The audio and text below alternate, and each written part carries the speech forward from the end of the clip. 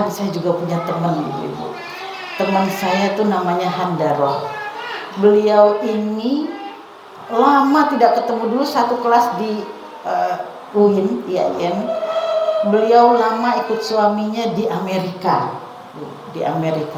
Lama tidak ketemu. Pada suatu hari dia datang ke rumah, ternyata dia mau mantu. Dia dulu rumahnya di Karsuli gitu. Kecil banget rumahnya tuh, kecil banget. Ya, kayak rumah-rumah tipe dua kayak kios gitu ya, kayak kios gitu. Dulu waktu pertama saya dia baru menikah itu, saya ke sana rumahnya kayak kios itu, masih cicil juga.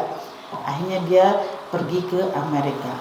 Lama tidak ketemu karena dia menjadi pejabat di Kementerian Agama kalau nggak salah, jadi staf ahli khusus. Pokoknya saya mendengar dia tuh sukses gitu. Jadi ini yang suaminya profesor gitu. Dia jadi sukses segala macam.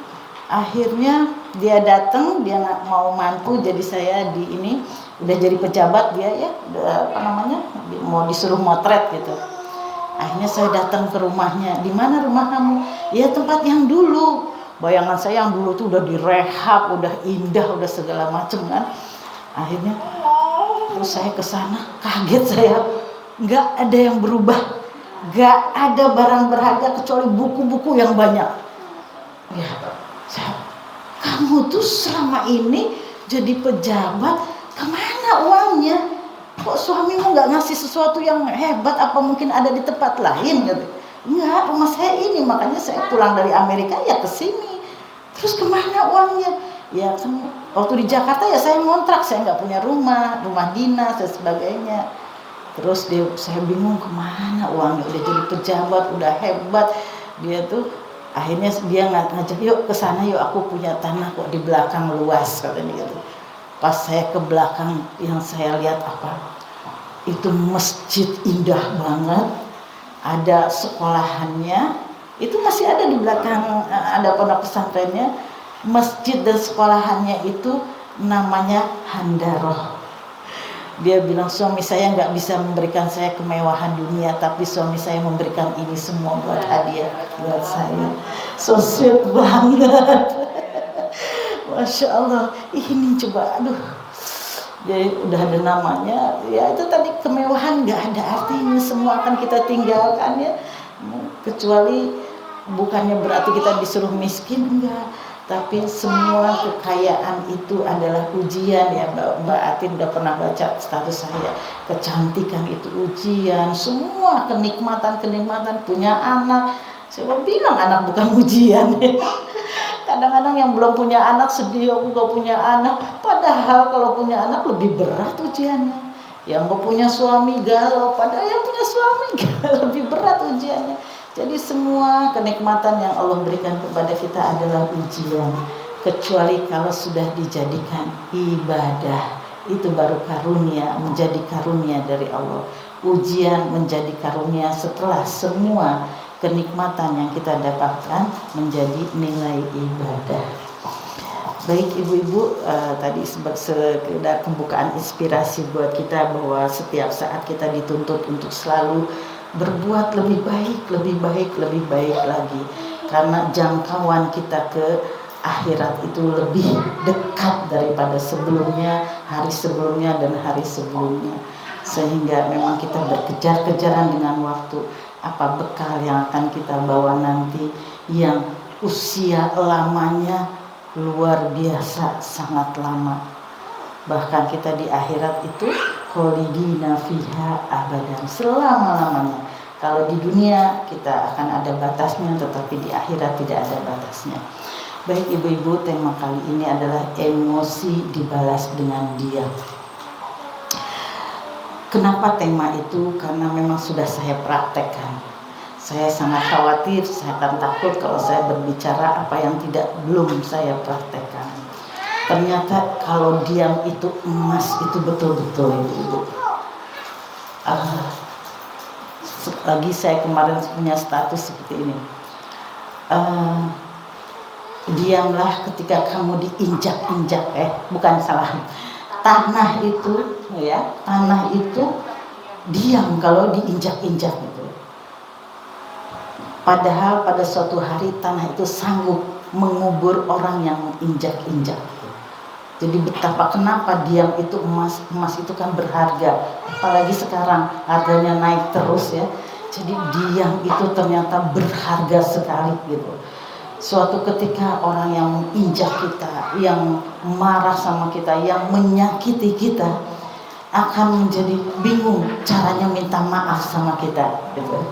Betul lah, bingung. Saya tuh, ini pengalaman saya dulu pernah ya, saya waktu itu di Tanah Suci bahkan, wah orang dia ngamuk, dia marah, saya diem.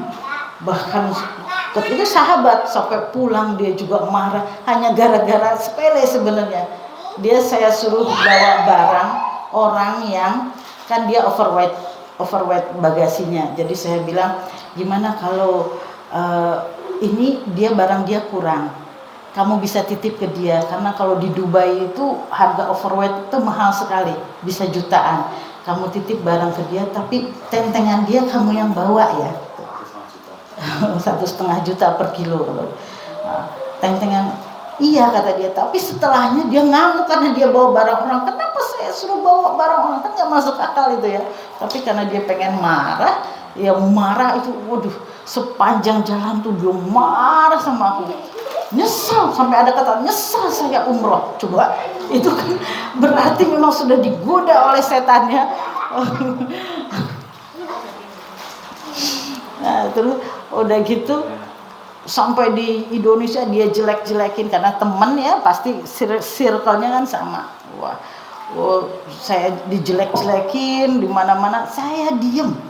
Bahkan kadang ya orang itu pengen menggesek kita dengan yang lain. Apapun yang diomongin dia sampai ke saya, orang-orang itu, orang-orang dekat, orang teman, kamu dibilang begini loh, kamu dibilang begini loh, itu nyampe ke saya. Ini juga hati-hati ibu-ibu semua ya. Jadi orang itu yang ngomongin kita di belakang ya, yang suka menggibah kita di belakang, itu sebenarnya sedang memanah kita gitu. Memanah kita atau menusuk kita dari belakang, tapi panahnya itu jatuh, nggak nyampe ke kita gitu. Nggak nyampe ke kita. Kalau orang yang suka ngomongin kita ke belakang itu, panah yang dia panahkan kepada kita itu jatuh, nggak nyampe sama kita. Nah, orang yang menyampaikannya ke kita, itulah yang mengut panah tersebut dan ditusukkan kepada kita. Siapa yang lebih kejam kira-kira? Yang menyampaikan apa yang memanah? Yang menyampaikan. Tapi kita suka pura-pura baik, suka kita kemas dengan apa? Aku kasihan sama kamu, kamu diomongin begini-begini supaya kamu gini-gini gitu kan? Itu dikemas sama kita seperti itu. Padahal kita itu lebih kejam. Harusnya kita nggak mendengar gitu omongan jahat orang tuh, kita nggak mendengar. Tapi karena ada yang nyampein kepada kita, kita adalah menjadi orang yang menusukkan panah yang jatuh. Ini harus benar-benar kita ingat-ingat ya. Kalau ada orang yang curhat sama kita, ada orang yang ngomongin orang sama kita, kalau kita tidak bisa menghindari dari omongan orang itu tersebut, ya kita jangan nyampein. Udah gitu, jangan nyampein. Jangan sampai kita menjadi orang yang lebih jahat daripada dia gitu. Maksudnya untuk menunjukkan kejelekan orang lain, ternyata kita lebih buruk. Nah, inilah yang namanya betapa diam itu emas. Nah, dan pada akhirnya teman saya itu bingung kasak kusuk karena saya diam, tidak ada melakukan perlawanan. Ketika ada orang menyampaikan, saya juga diam karena saya memang buat apa yang mau dijelaskan gitu. Tapi ingat ya, sebuah cerita lagi, menggok sedikit. Pada suatu hari Rasulullah bersama Sayyidina Abu Bakar As-Siddiq. Datang seseorang yang memaki-maki Abu Bakar As-Siddiq, maki-maki menyakitkan sekali. Terus kemudian Abu Bakar diam dan tersenyum. Datang dia terus memaki-maki lagi sampai kedua kali Abu Bakar diam dan tersenyum. Dan ketiga masih dipancing lagi emosi Abu Bakar tadi, dimaki-maki sambil menghina Rasulullah juga. Abu Bakar baru marah. Ditariknya ditariknya, mau marah gitu, mau narik baju orang tersebut. Pada saat yang pertama dan kedua, Rasulullah tuh tersenyum. Melihat Abu Bakar dimaki-maki itu Rasulullah tersenyum. Yang kedua juga Rasulullah tersenyum.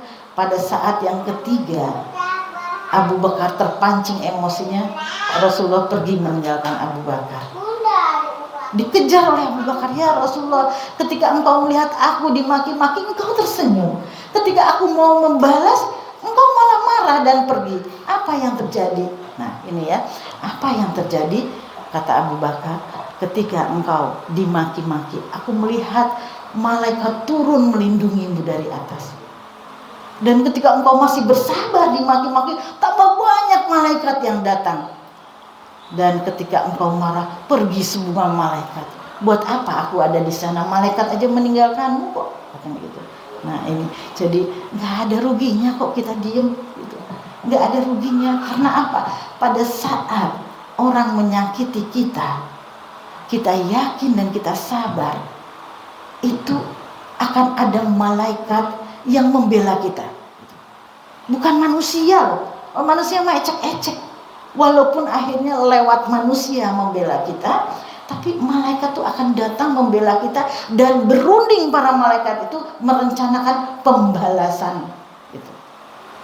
Jadi yang paling berbahaya adalah kalau kita memaki-maki orang. Bayangkan pada saat kita memaki-maki orang, ada malaikat yang berunding untuk membalasnya. Ngerinya. Jadi sesungguhnya pada saat kita dimaki-maki itu adalah kiriman kebaikan dari Allah buat kita. Asal apa? Kita yakin, sabar, dan diam. Gitu. Indah mah nggak bayar kok diam itu, gitu. Nggak bayar. Cuma ada satu pelajaran yang bisa kita ambil dari orang yang memaki-maki kita adalah bahwa kita jangan seperti itu. Rasa sakit yang kita rasakan itu bukan berarti kita nggak usah sakit hati. Enggak, sakit itu memang adalah hadiah dari Allah agar kita bisa merasakan, mendapatkan pelajaran bahwa memaki atau dimaki itu sakit gitu. Jadi rasa sakit yang kita rasakan itu menjadi pelajaran buat kita bahwa kita jangan seperti itu. Bahwa rasa sakit yang kita rasakan itu adalah kebaikan buat akhirat kita. Ingat ya, dulu saya bilang bahwa semua yang terjadi dalam hidup ini adalah kebaikan. Disakiti orang, kebaikan buat akhirat kita. Punya teman yang baik, kebaikan buat dunia kita. Rasa sakit badan, kebaikan buat akhirat kita. Badan yang sehat, kebaikan buat dunia kita. Rezeki yang berlimpah, kebaikan buat dunia kita. Kekurangan rezeki, kebaikan buat akhirat kita. Jadi semua yang terjadi di dalam dunia ini adalah kebaikan. Kalau kita ambil poin itu tersebut, kita tidak akan pernah berkeluh kesah. Ya, di dalam surat apa itu? Innalazi apa? Sebentar, saya jatuh takut salah. Mungkin Bu Iwin bisa nih. Aduh, innal insana khuliqa jazuan, haluan. Bahwa sesungguhnya manusia itu suka berkeluh kesah. Ini sebenarnya sindiran dari Allah. Allah tuh nyindir kita nih ya. Juga mungkin kita kesindir ya, bahwa innal insana khuliqa haluan. Surat apa, Bun?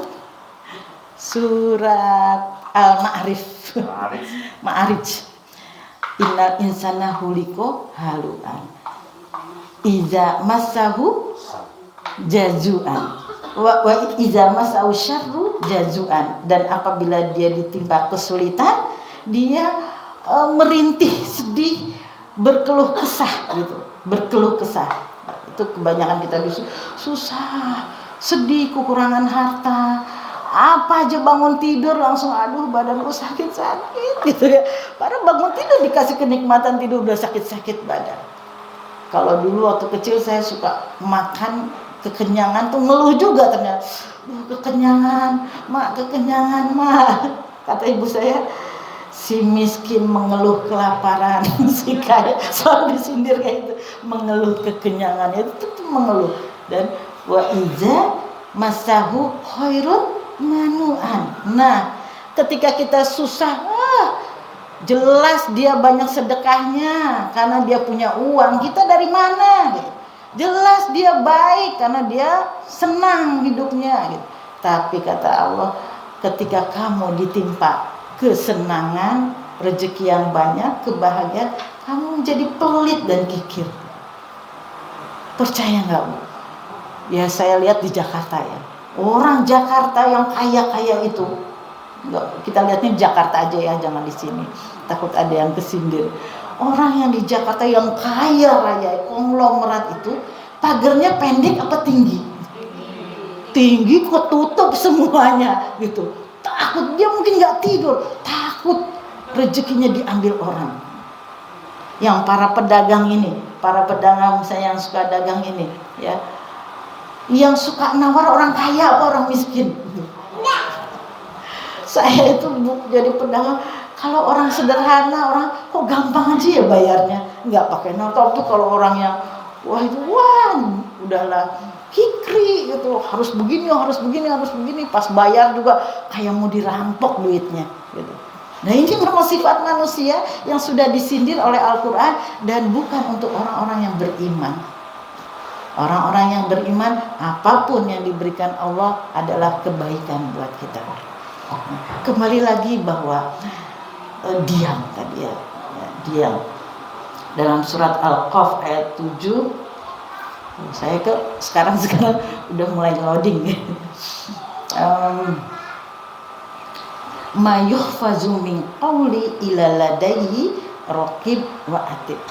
Qaf 17-18 bahwa kita itu tidak pernah sendirian.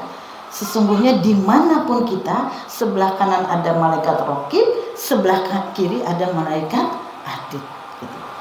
Jadi kadang-kadang kalau kita tuh pakai baju, ganti baju gitu ya, kalau bisa jangan sampai beligung gitu. Jangan sampai, karena ini dilihat malaikat gitu kan. Pernah ada yang nanya, bolehkah ketika wudu itu kita nggak pakai baju? Secara fikih nggak ada larangan nggak pakai baju itu. Tetapi Allah lebih berhak dengan malunya kita. Gitu. Malaikat lebih berhak dengan malunya kita. Aduh, malu. Makanya kalau di Sumatera Barat dulu kalau mandi pakai basahan gitu. Sekarang udah nggak zaman ya. Gitu. Jadi pakai basahan gitu. Itu artinya memang mereka itu selalu melihat kita. Kita tidak pernah sendiri. Ya, kalau di kamar mandi memang malaikat itu pada keluar ya. Tetapi istilahnya Allah lebih berhak ketika wudhu itu dengan malunya kita. Nah, bahwa setiap ucapan kita, apapun itu, ada malaikat yang memintai pertanggungjawaban kita. Karena setiap perkataan itu membutuhkan waktu. Setiap waktu dimintai pertanggungjawaban. Karena itu jangan sampai catatan kita tuh semuanya jelek aja gitu. Jam segini malaikat kiri yang nulis, terus aja sampai dibikin nganggur malaikat yang kanan gitu.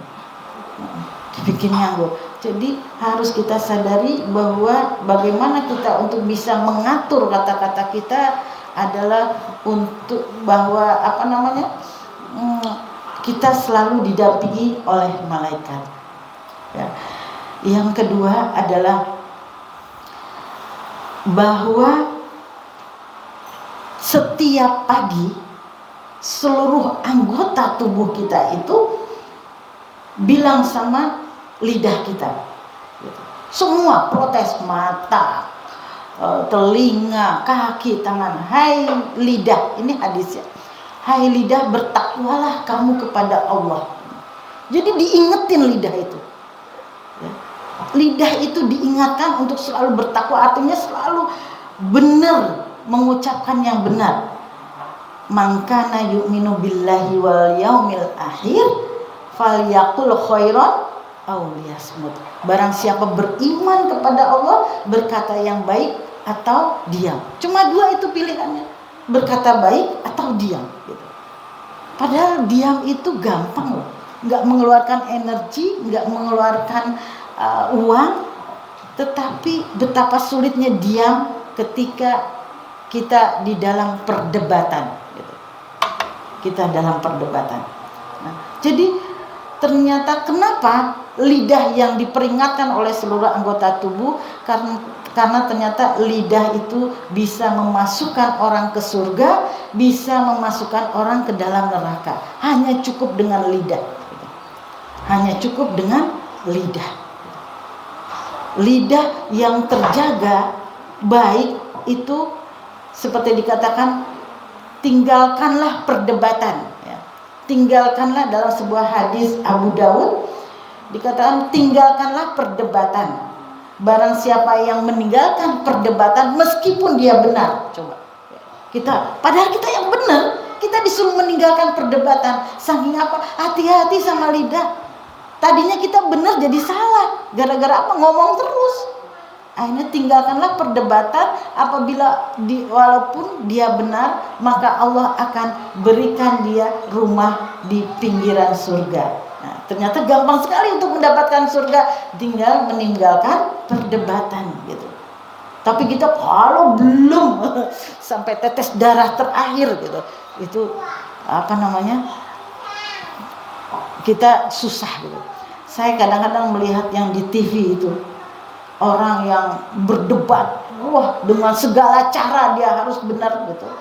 Atau orang yang berstatement menjelekkan orang.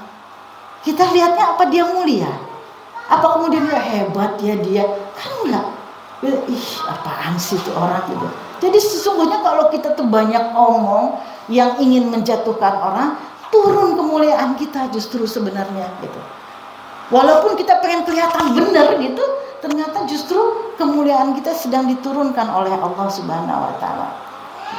Nah, jadi orang yang meninggalkan perdebatan akan dibuatkan rumah di surga. Yang kedua adalah orang yang meninggalkan dusta, bohong, maka akan diberikan rumah di tengah surga. Dan orang yang berakhlak baik akan dibuatkan rumah di surga. Ternyata ibadah tertinggi itu adalah akhlak yang baik.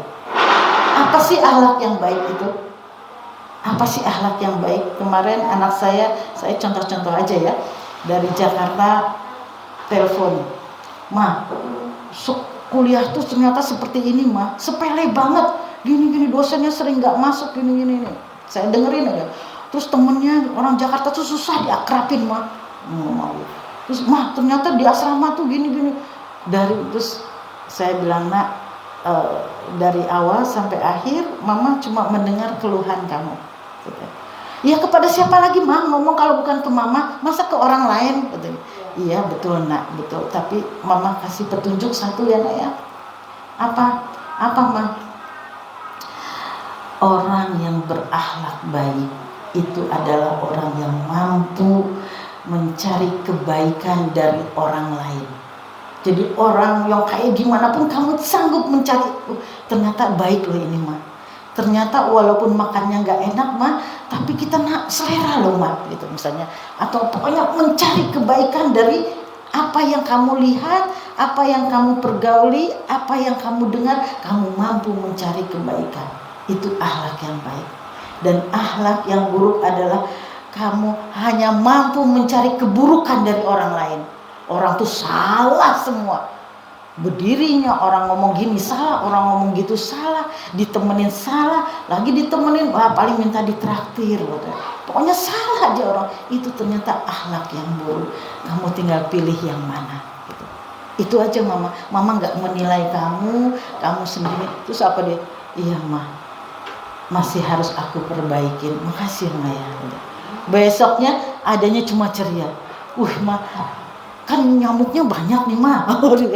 Terus aku beli autan, Ma. Semua pada terima kasih sama aku, Ma. Karena apa? Aku beliin autan mereka semua. Coba kalau akhlak yang buruk, pada nggak mau beli, Ma. Giliran aku beli, pada minta semua. Kan beda gitu. Tapi ini ada sebuah kegembiraan, kebahagiaan, ketentraman. Nah, ketika kamu cerita dari tadi baik-baik, kamu tentram gak, Ma? "Iya, Ma. Kok aku jadi seneng ya, Ma? Senang berbuat baik itu, senang melihat orang kebaikan, mencari kebaikan dari orang." Nah, itulah ternyata apa? Kita itu disandera oleh omongan kita sendiri. Ketika kita ngeluh, yang keluar keluhan, kita tidak akan mendapatkan kebaikan. Justru kita akan, aduh sakit, kita akan bertambah sakit. Coba, Masya Allah, Alhamdulillah pagi ini ya, wah cerah banget, Masya Allah. Pokoknya kita tunjukkan, kok bisa ya bunga itu jadi bermekar, kemarin nggak mekar, terus gantian yang ini, aduh. Coba, makanya di rumah itu coba diisi dengan keindahan-keindahan gitu ya. Saya itu ngelihat pisang saya di depan tuh kuning-kuning tuh, aduh, adanya cuma takjub aja. Walaupun orang di luar itu udah suluh loh. Kalau ibu mau tinggal petik aja, saya bilang petik aja yang matang, yang suluh, yang kuning-kuning, biarin dia berkuning di sini gitu. Karena di situ tuh setiap pagi saya melihat tuh seneng aja. Jadi kita ini disandera oleh omongan kita sendiri. Gitu. Kalau omongan kita baik, kita akan mendapatkan kebaikan. Kalau omongan kita buruk, kita yang duluan akan mendapatkan keburukan. Coba pada saat kita berkeluh kesah, sedih, cerita ke orang, emang kita ketawa-ketawa ceritanya? Kan berurai air mata tuh. Sesek aku, rasanya sesek aku kan gitu. Jadi tambah seseknya sama Allah, ditambah sesek rasain tuh. Karena kita disandera. Artinya apa? Omongan yang keluar dari mulut kita itu akan kembali kepada kita. Maka tidak ada pilihan lain, falyakul khairan aw liyasmut. Katakan yang baik atau diam. Kita memaki-maki orang, emangnya kita jadi senang? Enggak. Saat itu kita puas memaki-maki orang, mencaci orang, puas, udah kena. Tapi kita pasti terbayang-bayang dengan omongan-omongan itu. Apalagi kalau pada suatu ketika ternyata orang itu jadi baik, atau orang itu kebalik sama kita gitu loh, kita membutuhkan dia, kan akhirnya kepikiran terus, mana ada hidup kita bahagia setelah itu. Tapi kalau kita orang jahat terus kita baikin gitu, akhirnya akan datang pembela-pembela kita. Yang saya ceritakan teman saya nggak perlu menceritakan duduk persoalannya cuma gara-gara bagasi ya. Ternyata yang ikut saya, teman lainnya ikut umroh tuh jadi pembela saya gitu. Loh, kok kamu tahu cerita yang sebenarnya? Kan si Anu yang bilang gitu. Kan si Anu bilang, teman saya yang lain. Kan si Anu yang bilang. Nah, akhirnya inilah yang disebut bahwa malaikat akan menjadi pembelamu. Lewat siapa kita nggak tahu. Lewat lisan siapa kita ditolong gitu. Nah, jadi nggak ada ruginya. Kalau kita kelihatan kalah, dimaki-maki orang kita diem ya, dimaki-maki, dicaci maki orang kita diem aja ya. Seperti tanah tadi, suatu ketika tanah itu mampu mengubur orang yang mencaci maki kita. Nah, ada 6 keadaan yang kita wajib diam. Nah, ini yang pentingnya ini ya. Ini juga saya belajar kok. Ada 6 waktu kita harus diam, yaitu ketika emosi kita memuncak. Kurang ajar, nyakitin banget ya, jelek banget, dia fitnah, dia nipu, dia omongannya dimaki-maki orang tuh kayak gimana, sakit. Memang sakit, memang itu rasa yang Allah berikan supaya kita tahu bahwa kalau kita berbuat seperti itu adalah menyakiti orang. Nah, ketika emosi memuncak itu paling selamat adalah diam. Salamatul insan fi hifzil lisan. Selamatnya manusia karena menjaga lisannya. Gitu. Itu saat emosi memuncak itu paling bagus diam. Kita ini bertengkar, ribut itu pasti dengan orang-orang terdekat. Jadi nggak usah galau. Saya sama anak saya berantem terus. Saya sama sahabat saya, sama tetangga saya, sama suami saya. Karena memang kita itu berkonflik dengan orang-orang terdekat. Nggak mungkin kita berkonflik dengan orang Papua gitu kan, nggak mungkin ya. Jadi nggak usah galau. Kenapa ya saya selalu ribut ibu saya ini ya. Jadi memang kita berkonflik itu dengan orang-orang yang terdekat. Ini umum sedunia gitu. Nggak usah kita ini do ribut, kita ini do rakur gitu. Semua mengalami masa seperti itu. Semua mengalami masalah yang sama, di mana orang-orang terdekat kita konflik, karena memang konflik itu terhadap orang-orang yang terdekat. Contoh kita ketika emosi memuncak dengan suami, ya, saya minta cerai, wah, dengan emosi yang memuncak. Suami dengan hanya satu kata, oke, saya ceraikan kamu, selesai rumah tangga. Hanya dengan waktu tempo yang sesingkat-singkatnya kita selesai rumah tangga. Padahal tadi kita cuma mau apa namanya? Gertak tadi, gertak gitu. Cuma menggertak, tapi suami bilang, "Iya, saya ceraikan." Karena suami juga udah jengkel, sering banget minta cerai gitu. Nah, ini berarti kan kita tidak selamat. Udah selesai rumah tangga.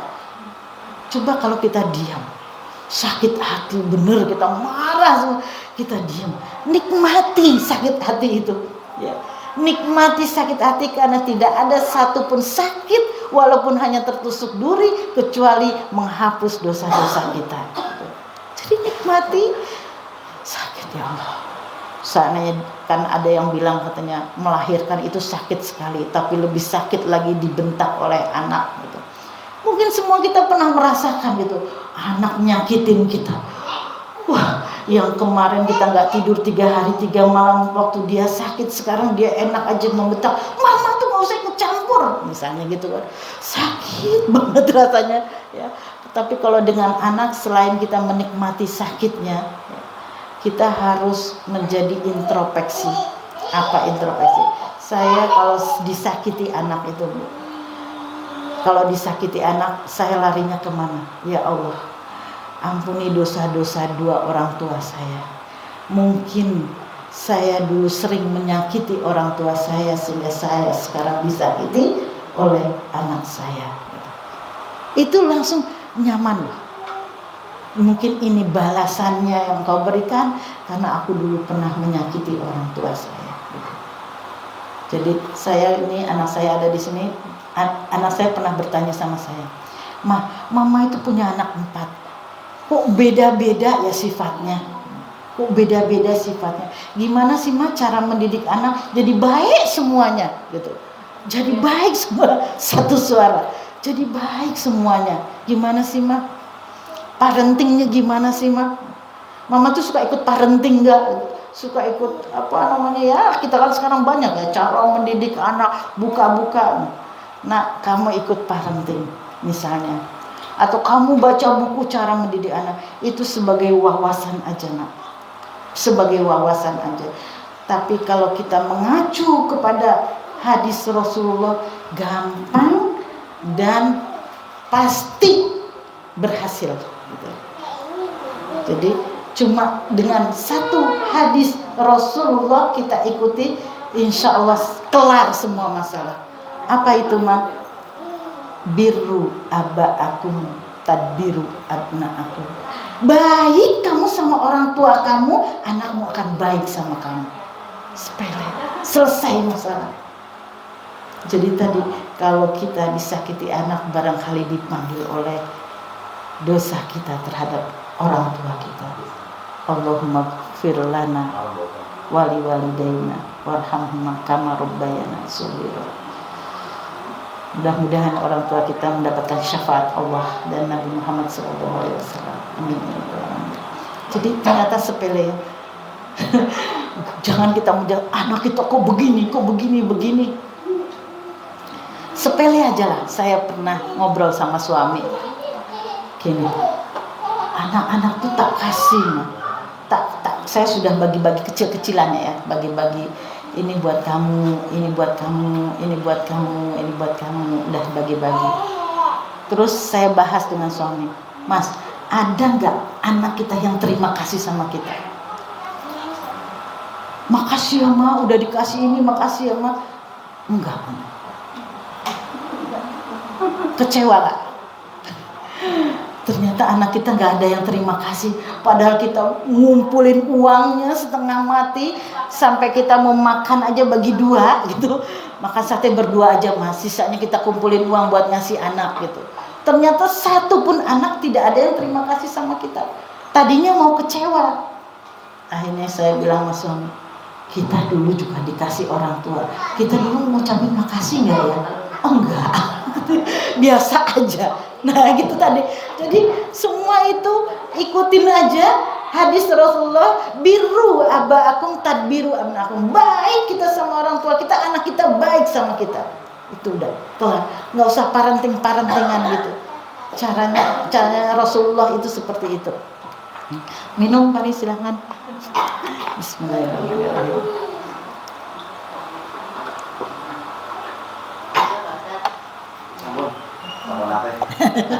Baik, tadi ya, jangan diamlah ketika kamu sangat marah. Ketika kamu marah memuncak, emosi memuncak, itu bahaya kalau kita ngomong. Baik itu sama anak, bisa keluar itu kata-kata makian, kutukan, cercaan, cacian, apalagi kalau sama anak dikabulkan sama Allah. Karena tadi ada malaikat yang buru-buru nyatet, kamu anak kurang ajar bener sampai mati dia. Kamu anak durhaka dia, gitu. Jadi betapa ngerinya ucapan ketika marah, gitu. Apalagi sama sahabat, langsung bubar pertemanan. Jadi ketika kita emosi, kita memuncak, kita tahu dia sudah memfitnah kita, kita tahu dia sudah nikmati aja sakit itu tidak ada yang sia-sia. Itu akan melunturkan dosa-dosa kita dan membangunkan rumah di pinggiran surga. Ya. Ngapain kita puas pada saat itu tapi kita tidak mendapatkan surga, puas pada saat itu tapi malaikat langsung menjauh dari kita. Tapi ya. Nah, itu yang kedua adalah diam ketika kita tidak mampu berkata tanpa membentak-bentak. Pernah nggak kita dibentak-bentak orang? Kowe iki, wow, ya kalau ke pedagang mungkin ya, sebagai saya yang usaha jasa ini pernah ditelepon dibentak-bentak, terus saya diam aja terus, gitu. Akhirnya tadi kelimpungan dia mau saya kan kita berdua sehati. Akhirnya dia bingung mau cara minta maaf gimana. Saya mau minta maaf gimana? Itu tadi teman saya juga bingung cara minta maaf sama saya. Dia udah blokir saya, gitu. Terus kemudian dia bilang sama sahabat saya, gimana ya caranya minta maaf, aku salah, gitu kan. Repot gitu jadinya, gitu ya. Tadi ketika kita bicara membentak-bentak itu seperti kita memaku di tembok, gitu ya. Kita paku di tembok, bentak lagi paku biar tembok terus. Akhirnya ketika kita mau minta maaf kan pakunya dicabutin tuh, ada bekasnya nggak? Itu sampai mati kita tidak akan lupa. Katanya kita harus memaafkan, kita memaafkan, tapi lupa nggak? Enggak, gitu. Ngeri. Pada saat bersama juga dia juga nggak akan lupa saya pernah membentak dia. Saya pernah dibentak dia, itu nggak lupa. Gimana coba cara untuk membersihkannya lagi? Berat. Jadi tadi kita mendingan diam kalau kita nggak bisa ngomong yang tidak membentak. Tadi terutama sama orang-orang terdekat ya. Kita atau ya kalau nggak harus terdekat lah, kita beli bensin, kita bergesekan dengan orang, motor kita kena kegesek sedikit, segala macam, itu jangan sampai membentak. Terutama misalnya dalam hadis ya, ada Rasulullah, asisten rumah tangga saya memecahkan vas bunga saya, misalnya barang saya memecahkan, kemudian saya bentak-bentak dia, boleh nggak ya Rasulullah? Kan kalau katanya kita boleh membalas sesuai dengan porsinya gitu.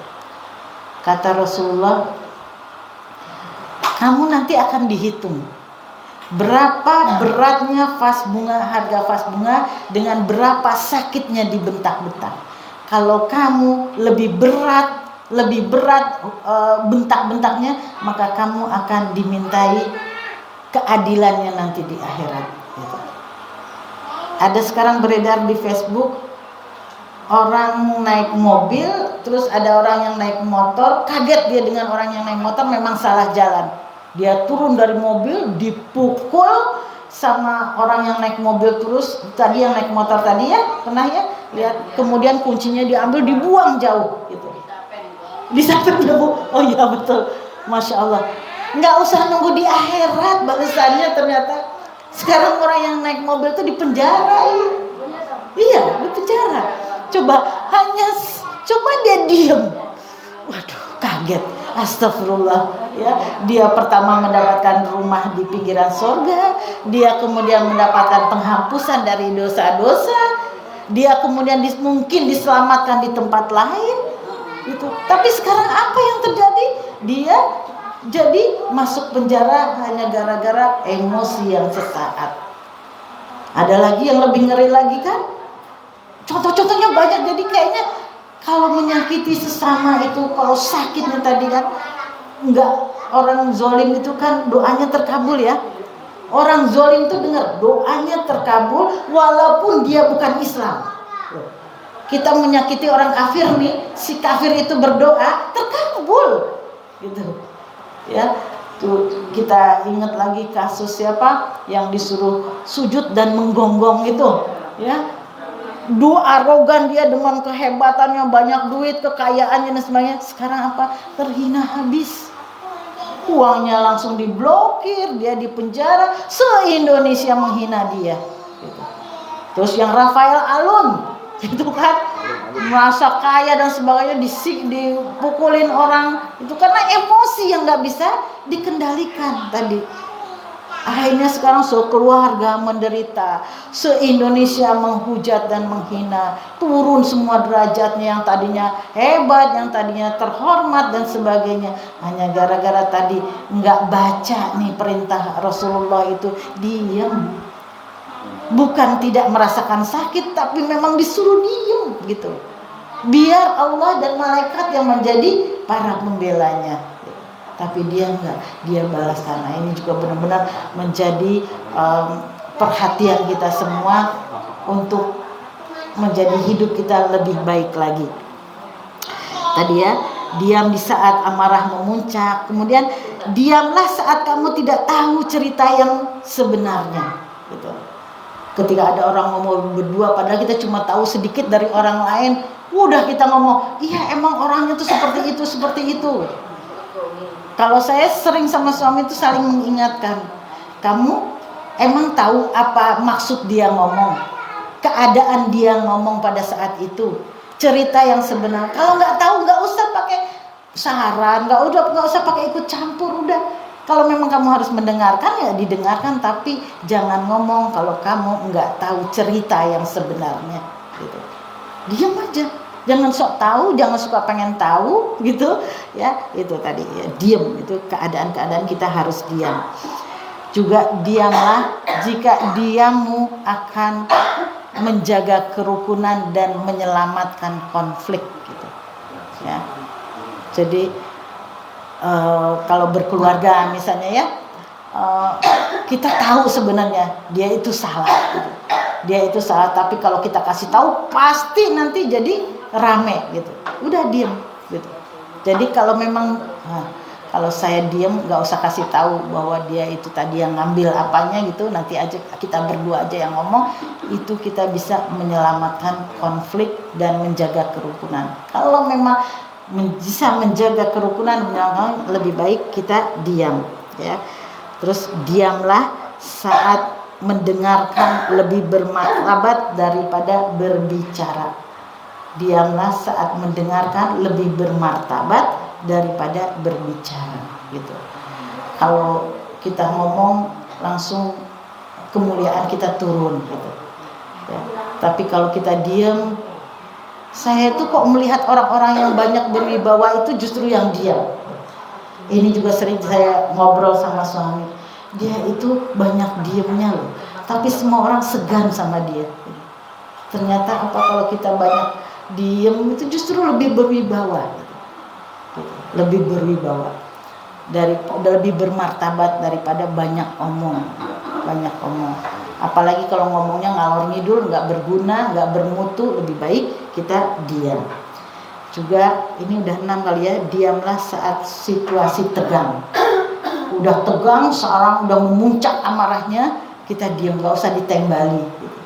Orang tua udah marah banget, ya udah diam. Anak udah marah banget, pokoknya ada situasi tegang, kita lebih baik diam. Gitu. Nah inilah yang disebut diam itu menyelamatkan kita. Salamatul tadi apa? Innal muslimina innal sesungguhnya orang Islam itu salamatu bil lisan wal farji. Selamatnya manusia yang beriman itu kalau dia pandai menjaga mulut dan kemaluannya. 2 aja ternyata untuk bisa masuk surga dan selamat itu. Kalau dia bisa selamat dari lisan dan farjinya. Ibu-ibu masih ada waktu ya, kita butuh siraman rohani yang nyata ya, yang nyata. Kalau saya mah bisanya cuma ngomong, tapi kenyataannya nggak tahulah. Baru berusaha dari Ibunda Wiwin Muslimah, keberkahan buat kita semua kehadiran beliau. Sebenarnya beliau adalah guru saya, inspirasi saya.